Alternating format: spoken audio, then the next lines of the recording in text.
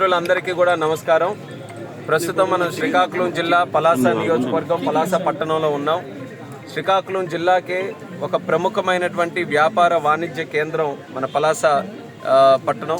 పలాస కాశీబుగ్గ ఈ రెండు జంట నగరాలు ఎన్నో సంవత్సరాల నుంచి ఇక్కడ ఒక వ్యాపారానికి కేవలం శ్రీకాకుళం జిల్లా కాదు, సౌత్ ఒరిస్సా ప్రాంతానికి కూడా ఒక ప్రముఖమైనటువంటి వ్యాపార కేంద్రంగా ఇది అభివృద్ధి చెందుతూ వస్తుంది.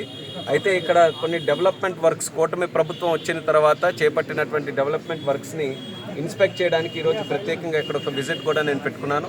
నాతో పాటు కలెక్టర్ గారు అలాగే స్థానిక కూటమి పార్టీ నాయకులు అందరూ కూడా కలిసికట్టుగా కొన్ని వర్క్స్ని మేము విజిట్ చేశాం.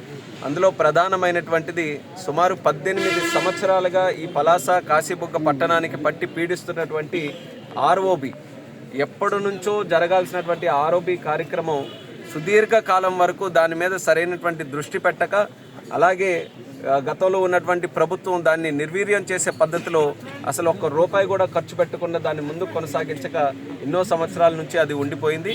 అటువంటి ఆ ఆర్ఓబి కార్యక్రమానికి కేంద్ర రైల్వే మంత్రి గారికి మన కూటమి ప్రభుత్వం వచ్చిన వెంటనే దాన్ని రిప్రజెంట్ చేస్తే ఆయన కూడా సుముఖంగా అది ఎట్టి పరిస్థితుల్లో అది సెటిల్ చేయాలనే ఆలోచనతో సుమారు 46 కోట్ల రూపాయలు 100% ఇంకా రైల్వే కాంపోనెంట్గా దాన్ని మార్చి ఆ యొక్క ఆర్ఓబిని కూడా పూర్తి చేయడానికి రైల్వే మినిస్టర్ గారు అశ్విని వైష్ణవ్ గారు మనకి సహకారం అందించడం జరిగింది. గత సంవత్సరం సుమారు జూన్ జూలై నెలల్లో అది శాంక్షన్ అయిన వెంటనే దానికి సంబంధించినటువంటి కాంట్రాక్టర్ను కూడా నిర్ధారించి పనులు వేగవంతంగా చేయించి ఈ సంవత్సరం ఏప్రిల్ నాటికల్లా పూర్తి చేయాలని ఒక టైం లైన్ మేము పెట్టుకున్నాం. దానికి సంబంధించి ఫీల్డ్ విజిట్ ఈరోజు చేసాం. ఈరోజు కొంత స్లో అయినటువంటి మాట ఇక్కడ లోకల్గా వచ్చిన తర్వాత కాంట్రాక్టర్ కూడా స్ట్రిక్ట్గా చెప్పాం, ఏప్రిల్ నాటికల్లా ఫుల్ ఫ్లెడ్జ్డ్గా పలాసలో ఆర్ఓబి తాలూకా కార్యక్రమాలు జరగాలని. దానికి సంబంధించి రాష్ట్ర ప్రభుత్వం అలాగే జిల్లా తరఫున కలెక్టర్ గారు అందరూ కూడా ఎటువంటి సపోర్ట్ కావాలన్నా అంత సపోర్ట్ అంతా కూడా ఎక్స్టెండ్ చేస్తామని కూడా కాంట్రాక్టర్ వాళ్ళకి చెప్పడం జరిగింది. అయితే ఆ స్ట్రక్చర్ మీరు అందరూ కూడా చూసుంటారు. ఎంతో కాలం నుంచి అక్కడ ఆర్ఓబి లేని పరిస్థితుల్లో సుమారు అక్కడ హైవే నుంచి వచ్చిన వాళ్ళు కానీ, కాశీబొగ్గ నుంచి బయటికి వెళ్లాల్సిన వాళ్ళు కానీ అక్కడ రైల్వే గేట్ దగ్గర ఆగితే సుమారు 1-2 గంటల సేపు కూడా కొన్ని సందర్భాల్లో అక్కడే నిలిచిపోయినటువంటి సందర్భం ఉండేది. అయితే సామాన్య ప్రయాణికులకు ఒక రకమైనటువంటి ఇబ్బంది అయితే, కొంతమంది ప్రెగ్నెంట్ విమెన్ కానీ, మెడికల్ ఎమర్జెన్సీ కానీ, చిన్నపిల్లలు ప్రయాణించినప్పుడు కానీ అంతంతసేపు ఉండి నరకయాతన పడినటువంటి సందర్భాలు ప్రయాణికులు నాతో చెప్పినటువంటి సందర్భాలు కూడా ఎన్నో ఉన్నాయి. అందుకనే మన కూటమి ప్రభుత్వం వచ్చిన తర్వాత టాప్ ప్రయారిటీగా ఎట్టి పరిస్థితుల్లో కేంద్రం తాలూకా సహకారం తీసుకొని ఆ బ్రిడ్జిని పూర్తి చేయాలనుకున్నాం. ఈరోజు అది కళని సాకారం చేసేటటువంటి రోజు దగ్గరికి రావడంతో ఎంతో ఆనందంగా ఉంది. అయితే పనుల్లో ఎక్కడ కూడా ఆలస్యం జరగకుండా మంచి క్వాలిటీతో ఆర్ఓబి చేయాలి. 2 సైడ్లు కూడా చక్కగా సర్వీస్ రోడ్లు రావాలనే ఆలోచనతో మరొకసారి ఫీల్డ్ విజిట్లో కూడా చేశాం. ఆయన కూడా ఇన్స్ట్రక్షన్స్ ఇవ్వడం జరిగింది. రెండో ముఖ్యమైనటువంటిది, ఇక్కడ మన పలాస ఉద్యాన ప్రాంతంలో ఎక్కువగా ఆర్మీలో అలాగే పారామిలిటరీ ఫోర్సెస్, మన సిఆర్పిఎఫ్, సిఐఎస్ఎఫ్, అలాగే మన బిఎస్ఎఫ్, ఇలా బార్డర్ సెక్యూరిటీ ఫోర్సెస్లో, దానితో పాటు ఇక్కడ రైల్వే మన ఏ గ్రేడ్ స్టేషన్ పలాసలో ఉండడం, రైల్వేకి సంబంధించినటువంటి అధికారులు, అంటే కేంద్ర ప్రభుత్వానికి సంబంధించి ఎంతోమంది ఇక్కడ కుటుంబాలు నివసిస్తున్నాయి.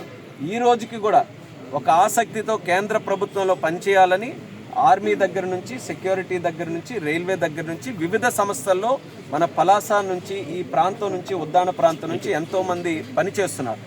అటువంటి వారికి ప్రత్యేకంగా ఇక్కడే కేంద్రీయ విద్యాలయం ఏర్పాటు చేసి ఆ పనిచేస్తున్నటువంటి వారి పిల్లలకి ఒక మంచి ఎడ్యుకేషన్ ఇవ్వాలనే ఆలోచనతో ఆ రోజు గతంలో ఎన్నికలకు ముందే స్పష్టంగా తెలియజేశాం. మళ్ళీ ఈసారి కూటమి ప్రభుత్వం వచ్చిన తర్వాత కేంద్ర ప్రభుత్వంతో మరి మాట్లాడి ఎట్టి పరిస్థితుల్లో కేంద్రీయ విద్యాలయం ఒకటి ఏర్పాటు చేస్తామని.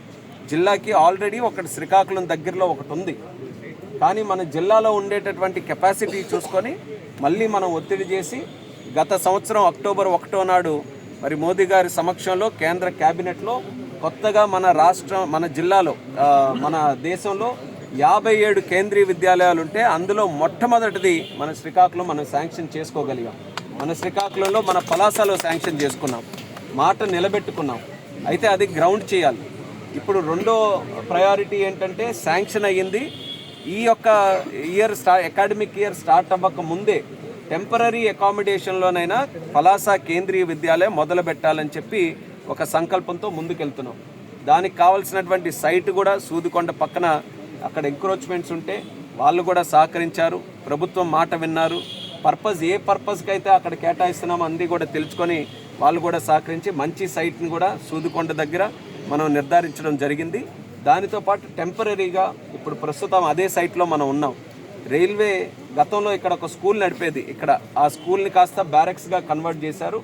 ఇమీడియట్గా మనం స్కూల్ స్టార్ట్ చేయాలనంటే ఇక్కడ మంచి ఇన్ఫ్రాస్ట్రక్చర్ మనకు ఉంది కాబట్టి దీన్ని కాస్త మనం రెనోవేట్ చేసి కేంద్రీయ విద్యాలయ టెంపరీ అకామిడేషన్ ఇక్కడ మనం ఇచ్చేయాలని కేంద్రీయ విద్యాలయ సంఘటన వారితో కూడా మాట్లాడాం. వాళ్ళు కూడా అప్రూవ్ చేశారు. అయితే ఇక్కడ బ్యారక్స్ వాళ్ళకు కూడా ఆల్టర్నేట్ అకామిడేషన్ ఇక్కడే రైల్వేకి సంబంధించి వాళ్ళు క్రియేట్ చేసి ఇది కూడా ఇమీడియట్గా మనం రెనోవేషన్కి పెట్టాలని, ఏప్రిల్ నాటికల్లా అడ్మిషన్స్ అవన్నీ కూడా పూర్తయితే సుమారు జూన్ కల్లా ఇక్కడ క్లాసెస్ స్టార్ట్ చేసే పద్ధతిలో చర్యలు తీసుకుంటున్నాం. దానికి రైల్వే అధికారులకు కూడా నా ధన్యవాదాలు తెలియజేస్తున్నాను. అంటే ఒక మంచి ఎడ్యుకేషన్ పర్పసెస్, అలాగే వాళ్ళ తాలూకా పిల్లలు కూడా చదువుకునే అవకాశం ఇక్కడ కేంద్రీయ విద్యాలయం ఉంది. అది ఆలోచించుకొని వాళ్ళు కూడా ఈరోజు సపోర్ట్ చేస్తూ ఈ యొక్క అకామిడేషన్ మనకి ఇచ్చినందుకు డిఆర్ఎం గారికి, అలాగే రైల్వే అధికారులకు, ముఖ్యంగా ఖుర్దా రోడ్డు అలాగే పలాసలో పనిచేస్తున్న మన రైల్వే జీఆర్పీ వాళ్ళందరికీ, ఆర్పీఎఫ్ వాళ్ళందరికీ కూడా ప్రత్యేక ధన్యవాదాలు తెలియజేసుకుంటున్నాను. ఇక్కడ కూడా ఇష్యూస్ ఉంటే ఇక్కడే స్థలం నుంచే డిప్యూటీ కమిషనర్ కూడా మనం మాట్లాడడం జరిగింది కేంద్రీయ విద్యాలయకి. వాళ్ళు కూడా దీనికి సంబంధించినటువంటి సపోర్ట్ అన్నీ కూడా అందజేస్తున్నారు. ఈ 2 ప్రాజెక్ట్స్తో పాటు తాళభద్ర అంటే ఒక పక్కన మనం మాట్లాడే ఆర్ఓబి ఈరోజు పూర్తి చేసుకుంటున్నాం. మరొక పక్కన కూడా 100% రైల్వే ఫండ్సే తీసుకొని వచ్చి కేంద్ర ప్రభుత్వ నిధులతో సుమారు 76 కోట్ల రూపాయలతో తాళభద్ర దగ్గర కూడా రైల్వే ఓవర్ బ్రిడ్జ్ని మనం శాంక్షన్ చేసుకోవడం జరిగింది. దానికి మనం అవార్డు పాస్ చేయాలనంటే లోకల్ అందరితో కూడా మాట్లాడి, మరి ముఖ్యంగా ఈ కార్యక్రమాలు అన్నీ కూడా జరుగుతున్నాయనంటే స్థానిక శాసనసభ్యురాలు శిరీష్ అక్క గారు కూడా నిరంతరం ఈ అన్నిటి మీద కూడా ఫాలోఅప్ చేసుకుంటారు. గ్రౌండ్ లెవెల్లో ఇష్యూస్ రాకుండా ప్రజల్ని కూడా అందరినీ కూడా కలుపు కట్టుకొని వెళ్ళి అభివృద్ధి జరిగేటప్పుడు ఎక్కడ కూడా రాజకీయాలకి తావ లేకుండా చేయాలని గౌతు కుటుంబం వారి తాలూకా రాజకీయ తత్వం ఏదైతే ఉందో అది ఈరోజు శిరీష్ అక్క గారు కొనసాగిస్తున్నారు. కాబట్టి ఈ 18-20 నెలల్లో పలాసలో ఈ కార్యక్రమాలన్నీ కూడా మనం చేయగలుగుతున్నాం. దాంట్లో తాళభద్ర కూడా ఎంత తొందరగా వీలైతే అది కూడా గ్రౌండ్ చేయాలన్న ఆలోచనతో దాని మీద కూడా చర్యలు మున్ముందు కొనసాగించబోతున్నాం. దీనితో పాటు 2 విషయాలు నేను చెప్పదలుచుకునేది. మొన్ననే కేంద్ర ప్రభుత్వం ప్రవేశపెట్టినటువంటి బడ్జెట్ దేశంలో మొత్తం అంతా విన్నారు, మనం కూడా అందరం విన్నాం. అందులో 2 మనం పలాస నుంచి వచ్చినందుకు మనం 2 గమనించాల్సినటువంటిది, ఒకటి క్యాషు సంబంధించినటువంటి అనౌన్స్మెంట్, అలాగే కోకోనట్కి సంబంధించింది. ఇది ముఖ్యంగా మన ఉద్దాన ప్రాంతంకి ఇక్కడ ఉన్నటువంటి రైతులకి అందరికీ కూడా ఉపయోగపడేది.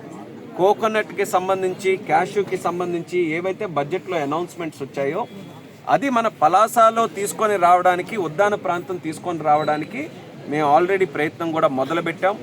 మొన్ననే క్రిందటి వారం మన ముఖ్యమంత్రి వర్యులు చంద్రబాబు నాయుడు గారు ఢిల్లీ వచ్చారు. ఢిల్లీ వచ్చిన తర్వాత మన అగ్రికల్చర్ మినిస్టర్ శివరాజ్ సింగ్ చౌహాన్ గారి దగ్గర కలిస్తే నేను కూడా చంద్రబాబు నాయుడు గారితో కలిసి వెళ్ళడం జరిగింది. అక్కడ స్పష్టంగా ఉద్దానం గురించి చర్చించాం. ఉద్దానంలో ఉండేటటువంటి ఇక్కడ కొబ్బరి మరియు జీడి ఉత్పత్తుల గురించి కూడా చర్చించి బడ్జెట్లో వచ్చినటువంటి అనౌన్స్మెంటు